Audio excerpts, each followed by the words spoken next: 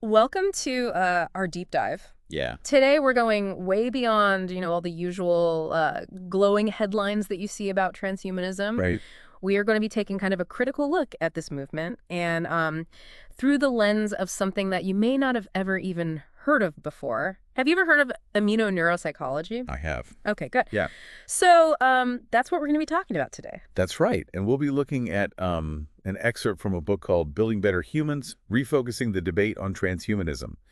And it really dives deep into a lot of criticisms of the transhumanist movement from a variety of perspectives. Yeah, we're going to be focusing specifically on immunoneuropsychology, or INP for short. Right. Now, you might be thinking, wait a minute, immunology and neuroscience, what do those have to do with transhumanism? Right. And that's exactly what makes this so interesting.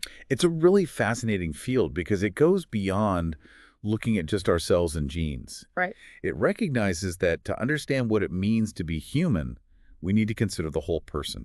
Right. Mind, body, and their environment all working together. So before we go any further, let's just get on the same page about what transhumanism is all about. Sure. At its core, it's a movement that believes technology can and should be used to radically enhance the human condition. Okay. So we're talking about things like genetic engineering to eliminate diseases, or nanotechnology to rebuild our bodies, even artificial intelligence to boost our cognitive abilities. And of course, who could forget the ultimate goal for a lot of transhumanists, which is radical life extension, maybe even immortality. Right. But our source material today is arguing that transhumanism might be oversimplifying things, Yeah, particularly when it comes to happiness. exactly.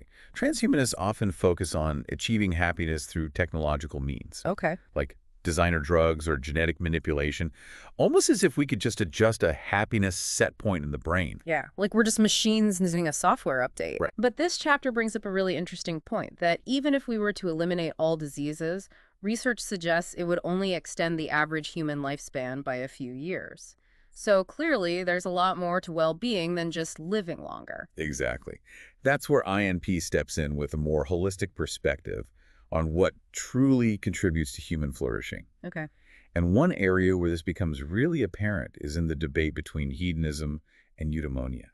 Now, this would sound like some pretty heavy philosophical concepts. Can you break those down for us? Of course, hedonism is the idea that happiness is all about maximizing pleasure and minimizing pain. Okay. It's about feeling good. Right. On the other hand, you have eudaimonia, which focuses on living a meaningful life, Okay. one that's filled with purpose, virtue, and self-actualization. So it's not just about feeling good in the moment, but about living a life that feels fulfilling and makes a difference. Precisely. And INP research actually suggests that this eudaimonic approach to happiness might be more deeply connected to our biology than we realize. For example, studies are starting to show a link between practicing virtues like compassion and gratitude and improved immune function. Really? It's like our bodies are literally wired for meaning and connection. Wow, that's fascinating. It's like being a good person could actually be good for your health. It seems that way. It really makes you think about the mind-body connection in a whole new way. Absolutely. And it challenges this transhumanist idea that we can just hack our way to happiness through technology alone. Right. So where does this leave us with those more futuristic transhumanist goals? Yeah. Like, for example, the idea of uploading our minds into computers. That's where things get really interesting. Transhumanists often talk about the possibility of a post-human future, Right. where our consciousness could exist digitally free from the limitations of our physical bodies. Right. But INP raises some serious questions about what this would actually mean for our sense of self. Because if we could just download our minds into a computer, would that really be us? Or would it be some kind of copy, missing some essential part of what makes us human? Exactly.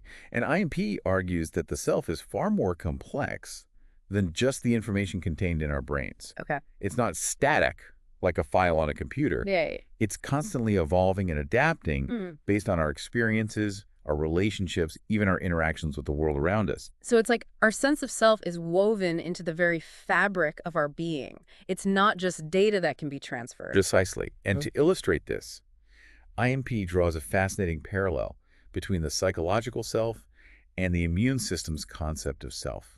Wait a minute. The immune system has a concept of self. It does. Oh, great. And it's crucial for understanding how our bodies defend against disease. The immune system is constantly distinguishing between what belongs to the body, what is self, and what is foreign. Yeah. And it's this constant process of recognition and response that allows the immune system to learn and adapt. So it's like the immune system is constantly updating its definition of self based on new experiences, kind of like how our understanding of ourselves changes over time. Exactly. INP suggests that our sense of self, who we are psychologically, is similarly dynamic. Okay. It's shaped by our interactions with the world, our relationships, and even our internal states, just like the immune system self is constantly evolving. That's such a cool way to think about it. So if our sense of self is always changing and adapting, what does that mean for this idea of uploading consciousness into a computer? Well, it throws a real wrench into the idea that we could just capture a static snapshot of ourselves and transfer it into a digital form. I mean, it really makes you wonder if uploading a fixed version of ourselves Yeah. would even be desirable, even if it were possible. I mean, our capacity for growth and change is such a fundamental part of what makes us human. Yeah, I never thought about it like that before. Yeah. It completely reframes this whole debate about digital immortality. Yeah. But let's shift gears a bit and talk about another major transhumanist goal: Okay. radical life extension. Right. The idea extending human lifespans significantly, perhaps indefinitely, is a cornerstone of the transhumanist vision. And of course, to achieve that, we'd need to overcome disease and the aging process itself, Right. which, as we've been discussing, is where the immune system plays a critical role. Exactly. But INP challenges this transhumanist assumption that we can simply use technology to hack the aging process, Right. as if it were just a matter of finding the right genetic switch to flip or the right nanobots to deploy. Because the immune system isn't just some generic system that's the same for everyone, is it? Precisely. Mhm. INP emphasizes that the immune system is incredibly personalized, Okay. shaped by a whole range of factors, from our genetics and environment to our individual experiences and even our social connections. So my immune system is different from yours, and it's constantly adapting based on what I'm exposed to throughout my life. Exactly. Think of it like this. Imagine two identical twins. Even though they share the same genes, their immune systems will develop differently based on their individual experiences. Right. One twin might develop allergies while the other doesn't. One might get the flu more often. And these differences highlight the dynamic nature of the immune system and how it's shaped by more than just our DNA. Right. Yeah, that makes a lot of sense. It's like our immune system is a reflection of our unique life story. Yeah. So if we want to achieve radical life extension, we can't just take a one-size-fits-all approach, can we? That's a key takeaway from INP. It suggests that achieving radical life extension, if it's even possible, would require a far more nuanced understanding of how the immune system interacts with the mind, body, and environment. Okay, so IMP is arguing that we need to move beyond this purely technological view of the immune system Right. and recognize its deep interconnectedness with every aspect of our being. Exactly. And one of the most fascinating areas of INP research explores how our thoughts, emotions, and even our social lives can influence our immune function. Wait, are you telling me that my stress levels can actually impact how well my immune system works? Absolutely. There's a growing body of evidence that chronic stress, negative emotions, and even social isolation can suppress immune function, making us more vulnerable to disease. Wow, that's incredible. It's like our bodies and minds are in constant communication, Right. and our mental state can actually influence our physical health. And it works both ways. Research also suggests that positive emotions like joy, gratitude, and a sense of purpose can actually enhance immune function. So it's not just about avoiding stress. It's about cultivating positive emotions and experiences that support our overall well-being. Exactly. It's about recognizing that true health and longevity involve nurturing all aspects of ourselves: Right. physical, mental, emotional, and even social. Yeah, this is really making me rethink this whole idea of biohacking and trying to optimize our biology through purely technological means. Yeah. It's just not that simple. Right. INP reminds us that we're not machines that can be fine-tuned with the right gadgets or supplements. We're complex, dynamic systems that require a much more holistic approach. So if we really want to extend human lifespans, it's not just about finding the right gene to edit or the right drug to take. It's about understanding the intricate web of connections between our minds, bodies, and the world around us. It's about creating a life that supports well-being on every level. It's about flourishing in every sense of the word. So if INP is challenging those more futuristic transhumanist goals like mind uploading and radical life extension, what does it have to say about those core transhumanist values? Like, for example, this idea of using technology to enhance the human condition. IMP doesn't necessarily reject the idea of enhancement altogether, Okay. but it does offer a more cautious and nuanced perspective, reminding us that any attempt to enhance ourselves must take into account the complexity of what it means to be human. So it's not about saying no to technology. It's about using it wisely and thoughtfully with a deep understanding of its potential impacts on individuals and society as a whole. Exactly. And that's where the ethical implications of IMP's critique become really important. I was just thinking about that. We've talked about how IMP challenges those big transhumanist goals. But what about the potential ethical dilemmas that arise when we start talking about enhancing the human condition? Where does IMP stand on that? Yeah, it feels like we're moving into some pretty ethically murky territory here. Yeah. What kind of concerns does INP raise when it comes to using technology to enhance ourselves? Well, one major concern is the potential for these technologies to worsen existing social inequalities. Okay. If these enhancements are expensive or difficult to access, they could easily become a privilege for the wealthy and further marginalize those who are already disadvantaged. So instead of creating a future where everyone benefits from human enhancement, we could end up with a society where the gap between the haves and the have-nots is even wider. Precisely. And INP highlights the importance of considering these potential societal consequences before we rush headlong into a future where human enhancement technologies are widely available. Yeah, that's a sobering thought. It really makes you think about the responsibility that comes with developing and distributing these technologies. What other ethical considerations does INP bring to the table? Another concern is the potential for enhancement technologies to erode our sense of shared humanity. Okay. If some individuals are radically enhanced, will we still view them as belonging to the same species? Will we be able to relate to each other on a fundamental level?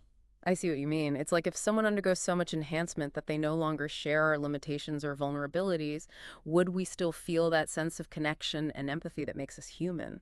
That's a key question that INP raises.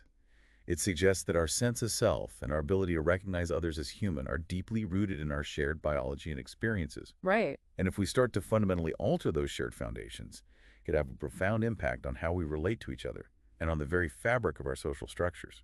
It's like we could end up creating a world where different groups of humans diverge so much that they no longer see themselves as part of the same species. That's a pretty dystopian thought. It certainly raises some challenging questions. Yeah. And we also have to consider how enhancement technologies might impact our understanding of human values and virtues. Oh, that's an interesting point. If we can enhance things like intelligence or compassion or creativity, does that change what it means to be virtuous? Well, it's a question that philosophers have been grappling with for centuries. Right. But INP reminds us that many of the values we hold dear, such as resilience, as humility, and the ability to overcome adversity, are often shaped by our experiences of limitations and challenges. So if we start eliminating those experiences through enhancement, would those virtues still hold the same meaning or value? Would we even recognize them as virtues anymore? Right. That's a crucial question. It's like, if we engineer ourselves to be constantly happy and effortlessly successful, would we still value hard work, perseverance, or empathy for those who struggle? It makes you wonder if in our quest to improve ourselves, we might inadvertently lose sight of what makes us human in the first place. This has been an incredible deep dive. Yeah, it has. We've covered so much ground from the fascinating science of immunoneuropsychology to the complex ethical considerations surrounding transhumanism. It's clear that INP offers a powerful and much-needed perspective on the potential benefits and risks of human enhancement.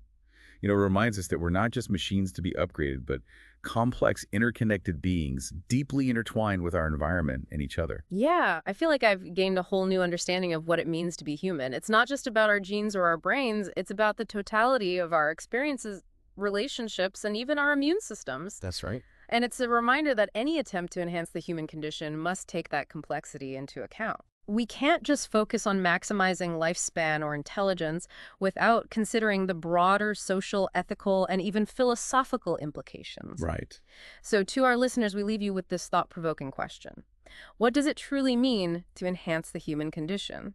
Does it mean transcending our limitations through technology? Or does it mean embracing our complexity, our interconnectedness, and the inherent value of the human experience in all its messy glory. We encourage you to keep exploring these questions, to engage in thoughtful conversations, and to approach the future of humanity with both curiosity and a healthy dose of caution. Thank you for joining us on this deep dive into transhumanism and immunoneuropsychology. Until next time, keep those minds open and those questions flowing.